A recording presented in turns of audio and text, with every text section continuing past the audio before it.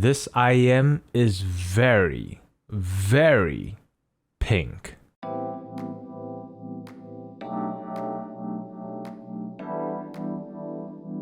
Hello and thank you for clicking on this video where I'll be sharing my experience on Zio's latest collaboration with Blonde, the Blonde JoJo. If you have not heard of Zios, he's another popular audio reviewer who runs the channel Z Reviews, so it'll be interesting to see what he's done on another classic IEM, which is a revision of the iconic Blonde BL05. Before we begin, I'd like to take this opportunity to thank Linsol for providing this unit in exchange for my feedback. However, as always, all thoughts and opinions are my own, and if you've been enjoying my content, a like on this video and a sub to the channel would be greatly appreciated. Now that's all out of the way, let's talk accessories. If you've owned the Blonde BL03 or 05, then the unboxing experience will remain largely the same. It comes with interchangeable ear tips, a satchel to keep your IEMs in, and it comes with the cable itself, and I have never seen a cable match the theme as perfectly as the cables for the Blonde JoJo. It's really pretty, and I can't see this cable on any other IEM except on this one, or maybe some other pink pastel-like colored IEMs, which there aren't many out there, so well done on the color matching with the IEMs. Speaking of which, for the design of the IEMs, it's pretty much the same shape, size, and design as the Blonde BL05, other than the change in colors and Zio's logo added to the faceplate. In terms of the color chosen for this IEM, if I'm assuming JoJo is a reference to the anime JoJo's Bizarre Adventure, then I'm guessing the character Giorno Giovanna was the inspiration behind this design, because if that's the intention, then the design is spot on in terms of color scheme.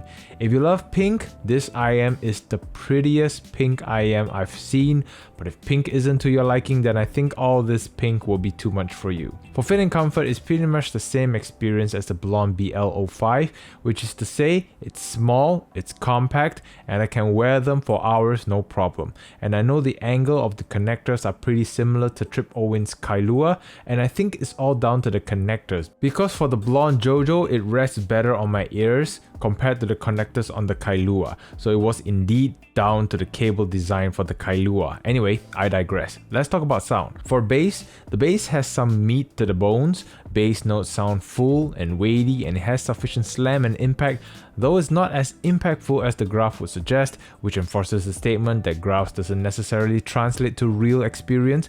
It's still very enjoyable, and for its price, I think it does enough to satisfy bass hits, because you're getting a good amount of bass quantity and quality, especially at this price point, and it does enough to keep the tracks engaging. Looking all pretty in pink, but JoJo's got some weight behind that punch, so never judge an IEM by its look. For mid-range, it's pretty much an all-in-one sound presentation, where the background music shares the same plane as the singer. The lower frequencies does carry through into this range of the frequency. It helps with giving vocals their note weight, but I feel it's overwhelming the mid-range a little bit, which affects other aspects which I'll elaborate more later. So if you're expecting your vocals to be lean, clean, and clear, then no for JoJo. If you want a warm and weighty presentation, come JoJo. For treble, there's enough high in the treble, though I have to put a mild caution for treble sensitive people. It's still not as high or as piercing as the original Blonde 05. I think Zios decided to bring it down a little bit to make it more palatable to the general masses, but it does have its impact on trumpets,